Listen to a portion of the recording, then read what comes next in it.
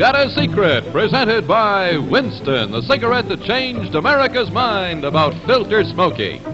Winston tastes good, like a cigarette should. Now, Winston Filter Cigarettes bring you America's #1 panel show, I've Got a Secret, starring Gary Moore.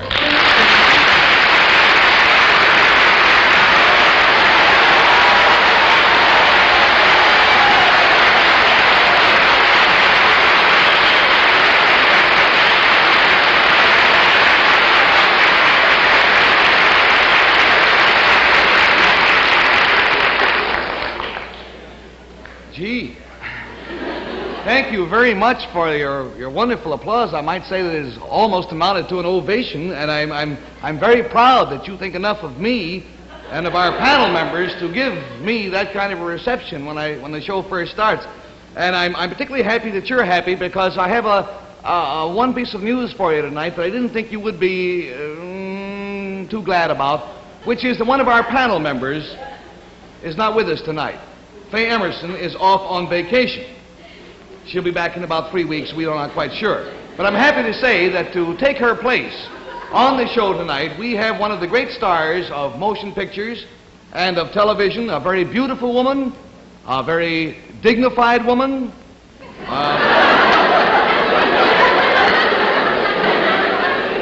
No, she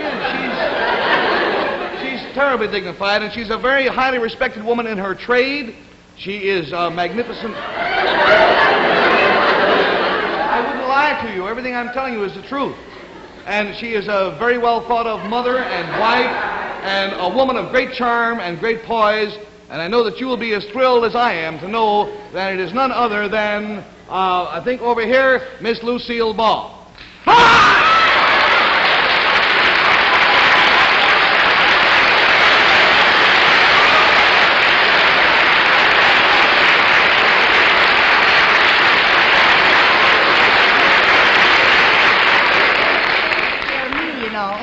You scared me.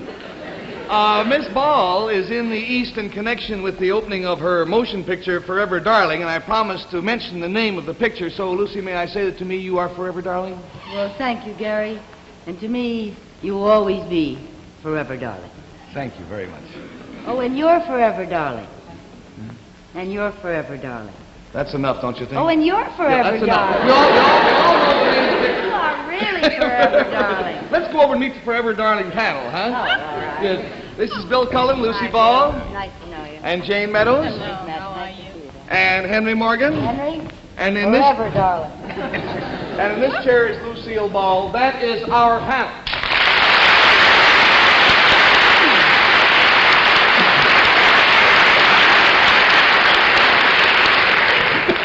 Now then, with this frantic addition to our panel of 4, let's then welcome our first guest on I've Got a Secret. Will you come in, please?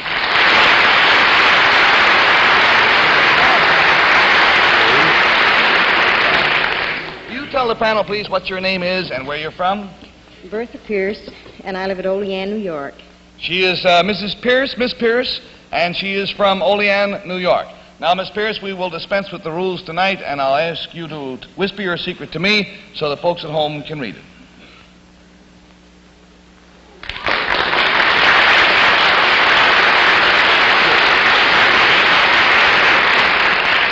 To help classify this secret panel, I will tell you that it is something that she made, M-A-D-E, made. And Lucy, I'm sorry, but we'd like to start with you. Something that she made. I gotta start?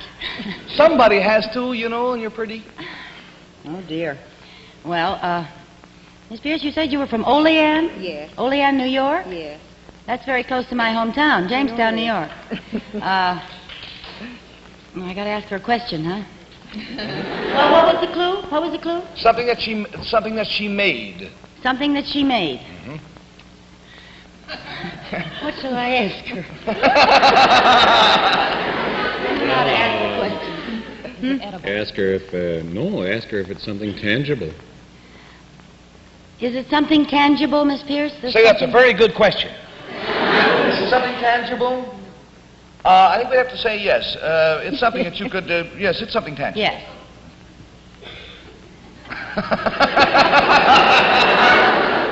Oh, no, was Would it help if I knew what tangible meant?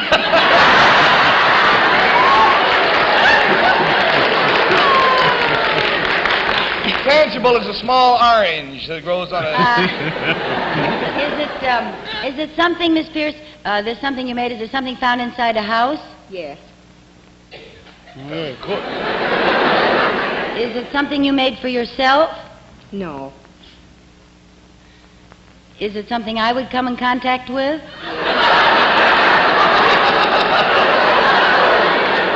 Yes?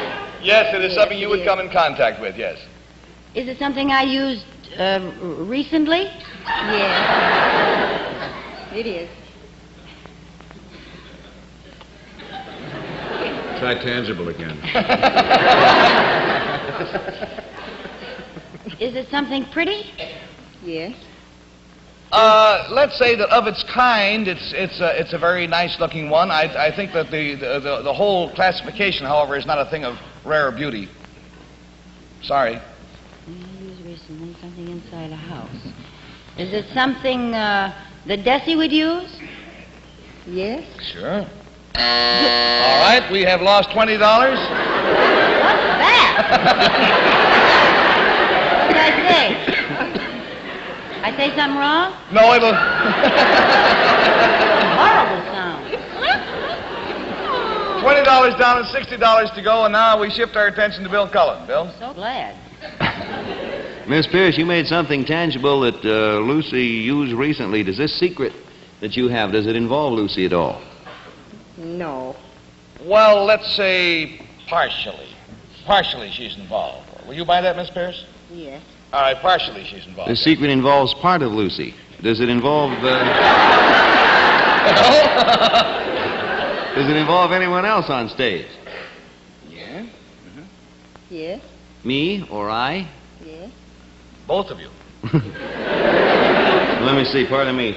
Do you make something that is used by part of everyone? Yeah? Yes.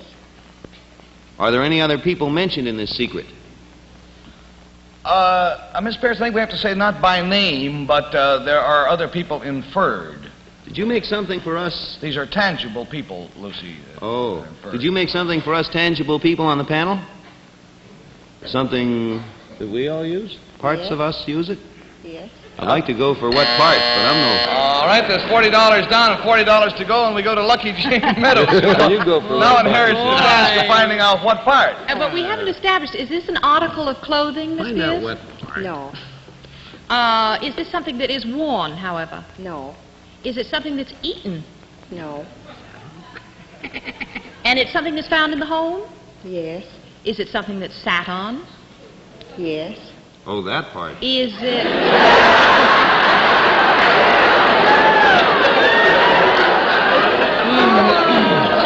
Would it be in the cushion family? In the cushion family? I don't think so, no. Or would it be in the chair? Would it be something like a chair or a chair cover? Ah, indeed.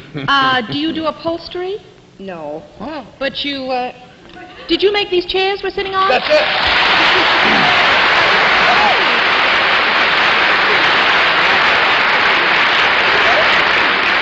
This is really a kind of a fascinating story to show you how closely people watch television. Miss Pierce works at the Daystrom Furniture Company in Olean, New York, and she wrote in a letter to us saying that one night about 6 or 8 weeks ago, I think it was, we had a snake on the show. You remember, Jane? Yes, very well. And everybody jumped off their chairs. And Miss Pierce, watching at home, said, by golly, I think those are the chairs that I make. And she wrote us and asked us to please look on the bottom of the chairs and check the labels to see if they were made at the factory in Olean, and if you care to check after the show, or not. Well, Henry, why don't you check now? Be delighted. What's it say on the bottom of your chair? Miss Pierce. 6 7/8. Daystrom Furniture, Franklin Street, Olean, New York. And that's it. I read good, huh? Yeah, you read real good. Thank you very, very much for being with us tonight. I want you to have this carton of Winston's and, of course, the money that you won, although not too much, and a great deal of pleasure in having you with us. Goodbye, Miss Pierce.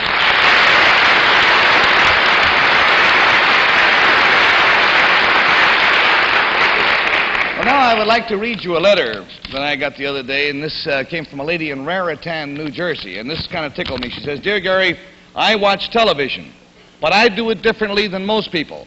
I watch the commercials and go out to the kitchen during the rest of the show. I like your Winston commercials, but I think they should have more action. For instance, Buster Crabbe swims across a pool, then comes out to tell everybody about his wonderful waterproof wristwatch. Duke Snyder hits a home run and then goes into the clubhouse and starts shaving. Why can't you do something like that? Well, I'll tell you, I have taken this lady's letter to heart, and tonight we are going to do an athletic-style commercial, if you will forgive me.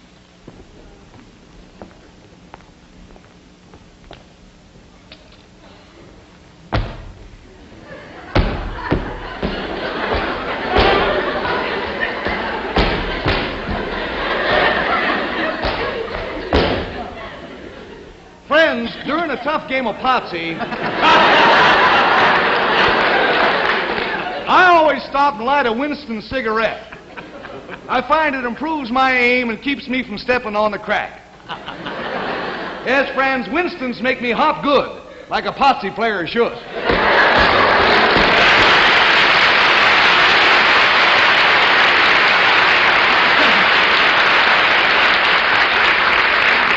But let's assume for the nonce that you are not a Potsy player, and if you're not, of course, you've missed half your life.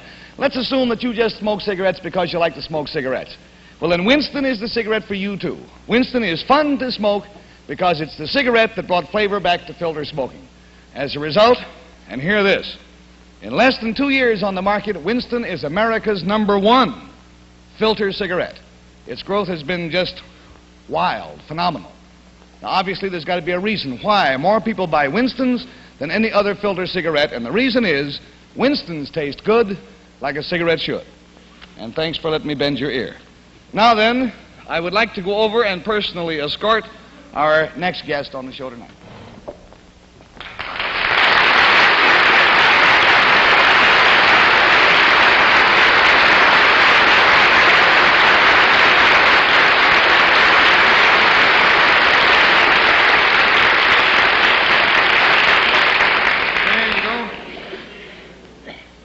Now then, sir, will you tell our panel, please? Let's get in a little closer. Do you mind if I pull you in, sir? There we go.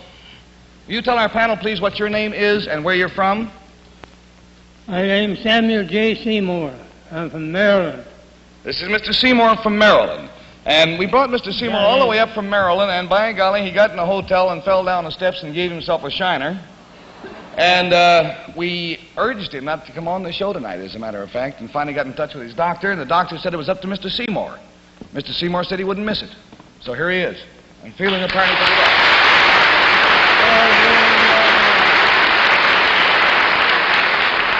Now then, Mr. Seymour, how old are you, by the way, sir?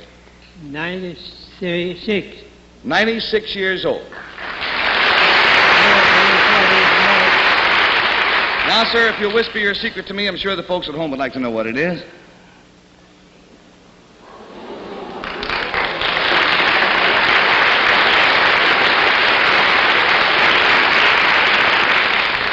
Well, now to help classify his secret, I will tell you it concerns something that he witnessed. And Bill Cullen, we'll start with you. Something that he saw happen. This thing that Mr. Seymour saw, does it have historical significance? Does this have historical significance, Mr. Seymour? I would say yes, wouldn't you, sir?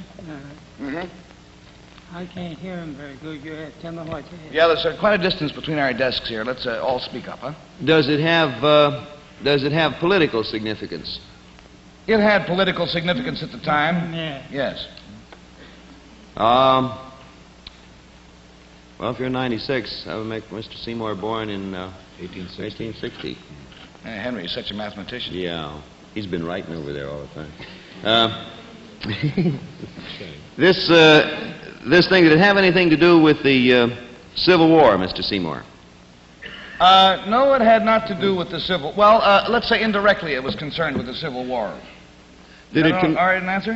Mm-hmm. Did it concern a famous person in American history? Very well-known person. Did it concern a famous person, Mr. Seymour?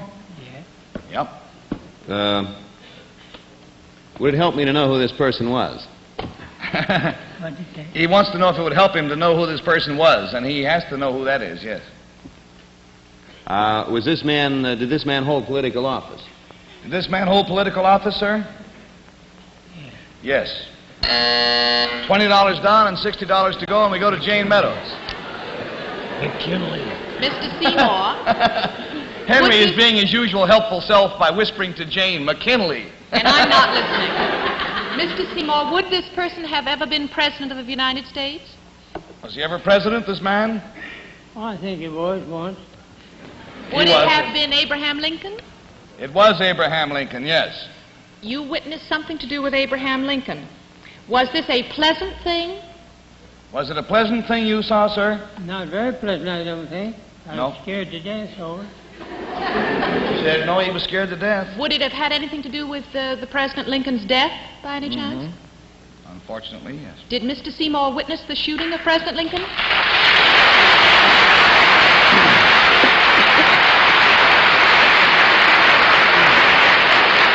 We found out about Mr. Seymour through a recent article in the American Weekly, and it said, I saw Lincoln shot. And this article is by Samuel J. Seymour, and it goes on to say that Mr. Seymour was 5 years old at the time. He had been taken to Ford's Theater by some good friends, and the curious thing was that when he was this youth, 5 years of age, when he saw Booth jump from the box to the stage, at which time he broke his leg, his only concern was not for the president, because he didn't realize that the president had been shot, but the poor man who fell out of the balcony. And that's all of his memory is of going to the theater and seeing a man fall out of the balcony. Sir, it's been a great joy and you might say an honor to have you are, by the way, the only living witness of that tragic event. And we are certainly going to forfeit the complete $80 to you just for your courage in coming here to see us tonight. Oh. And I told him before the show, I said, I'm going to give you a carton of Winston's, and Mr. Seymour said, I don't smoke cigarettes. So he smokes a pipe. So we have crossed the bounds tonight, and we're giving him a can of Prince Albert pipe tobacco instead. Okay? Let me help you out. You all talk to each other. I'll tell you what, it's time anyhow to take in our Winston movie for tonight. It's got a corny plot, I warn you, but there is a certain freshness and good taste with all. Now, sir, if you'll come with me. Couple of hamburgers and 2 coffees, 1 black. Better get some more cigarettes, dear. Oh, miss, will you bring us 2 packs of Winston's, please? You know, I see more people smoking Winston's, Sure. Winston's taste good. like a cigarette should. Winston, filter cigarette, easy drawing filter cigarette. Winston's new and king size too, brings flavor back to you. Winston, tastes real good, rich and full like a cigarette should, brings real flavor back to you. Try a pack of Winston. Winston is the cigarette that changed America's mind about filter smoking. Winston brings you a filter that really works, lets you draw so easily and enjoy that real tobacco flavor. Yes, Winston gives you finer flavor in a filter cigarette that's easy drawing. Try king-size Winston. Winston tastes good, like a cigarette should. Well, now, friends, I really haven't...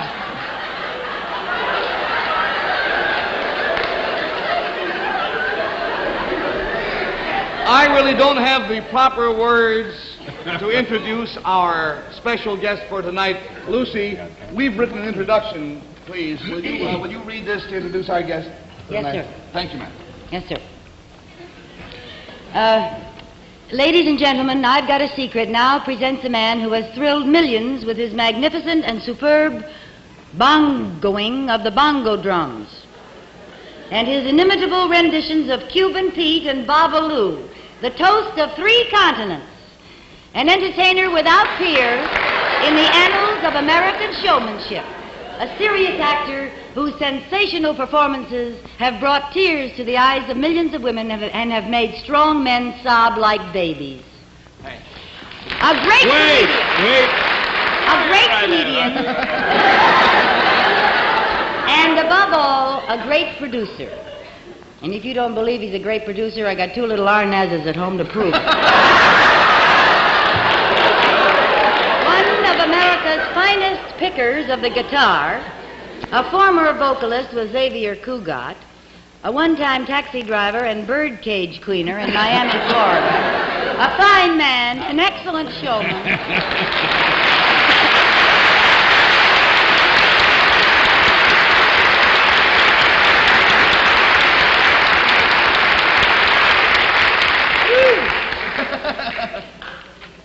Desiderio Alberto Arnaz Ideacha III.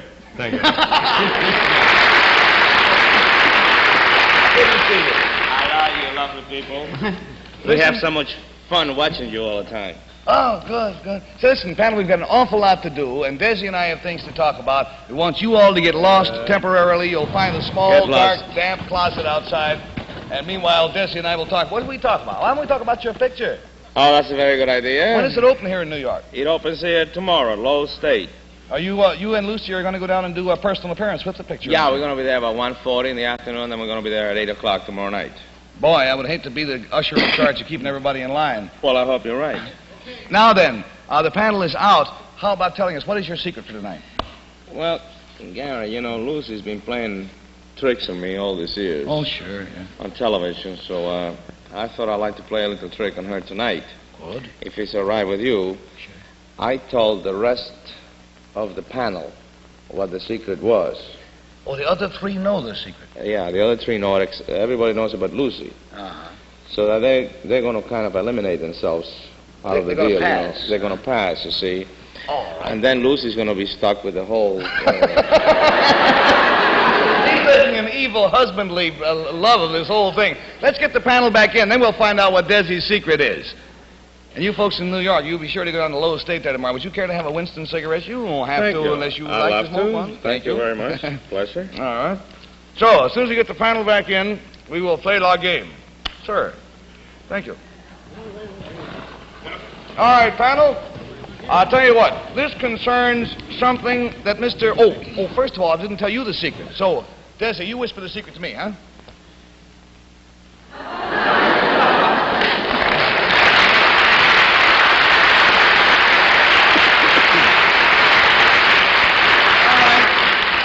It concerns something that Desi does, and we'll start with Bill Cullen, please. Cut it out, Bill. Oh. Mr. Arnaz, is this the kind of thing you might be apt to do for a living? Yes. Oh, I don't want to go on with this any longer. May I disqualify myself, please, Desi? Gary? Yes, sure. I disqualify Rather, all right. You think All right, there's $20 down, and with this money... Why does he disqualify himself? Because he just lost interest in the whole thing, that's all. He thinks it's so simple, I guess. Oh, Let's go because to you Jane think Meadow. it's so simple? Yeah, I mean, yes, he does Lucy. for a living. Let's go to Jane Meadow. Are you up to me? Desi, is this something the audience also does? Yes, I hope so. This is too easy. I disqualify myself. All right, Jane, you're welcome to do so. That's $40 down. Then we go to Henry. You're on, old boy. Oh, well, if this is, I ain't as stupid as I say. If this is something both Desi does and you're as stupid as I say? Yeah. Not about me. Simple. I If don't it's know that what it simple, well, honey, we'll find out in a minute. I think I got a clue. I disqualify myself. All right. $60 down, and Lucy, you're on. It's up to you now to uphold the honor of the panel. Is it something tangible? He really nailed that one, huh? No. Something tangible? I don't think so. I don't think it's... What does it mean? Yeah, it's something he does for a living. I would disqualify that answer, wouldn't you, actually? Well, I was trying to throw him a bad curve there at the beginning. We'll disqualify that answer, yes. Yes, he does not do this for a living, and he does it of his nature. He does it because he likes He to. just does it because he likes to. Yeah. That's correct.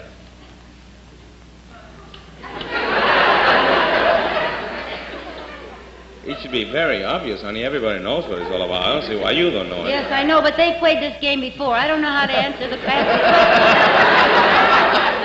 Why you come and sit on a panel if you don't know how to act? I mean,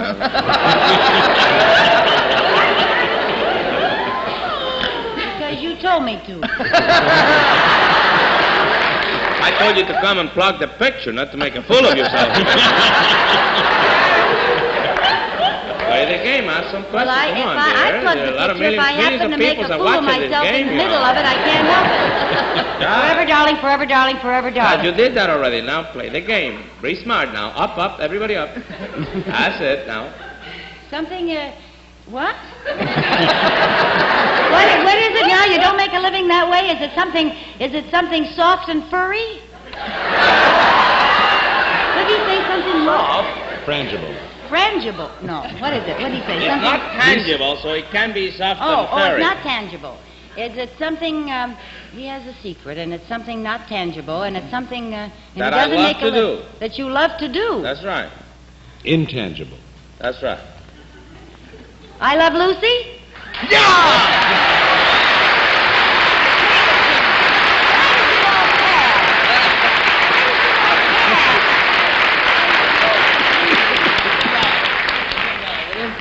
How about that? You did it!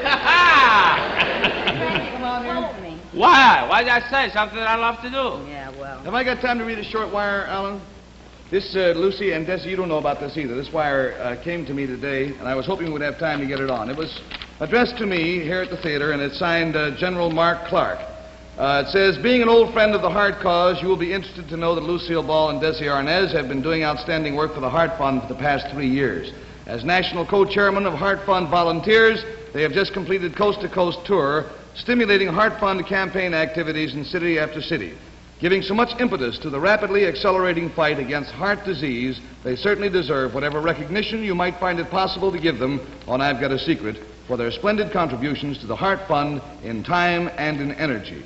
And I might say that these are two people who have a great deal of energy but very little time, because they are the busiest two people I know. It's been a great joy having you both with us. Thanks so much.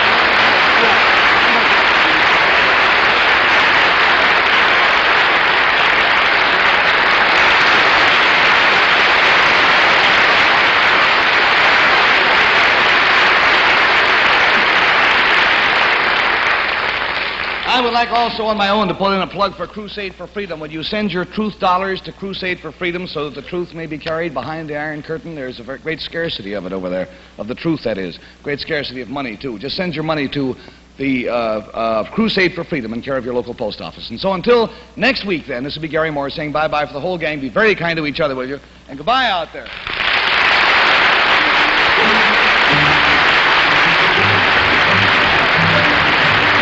I've Got a Secret is brought to you each week at this time by Winston, the filter cigarette that tastes good, like a cigarette should. Travel arrangements for I've Got a Secret are made through United Airlines. United Airlines flies our contestants in fast new DC-7 mainliners. Here's wonderful news for smokers who prefer a king-size cigarette without a filter. New king-size Cavalier is here in a bright new pack. Cavalier tastes great, and the smoke feels as good as it tastes. Try Cavalier. It's the king-size smoke with a king-size taste. This has been a Mark Goodson-Todman production. Miss Meadows' gown by Sorrell. This is John Cannon speaking.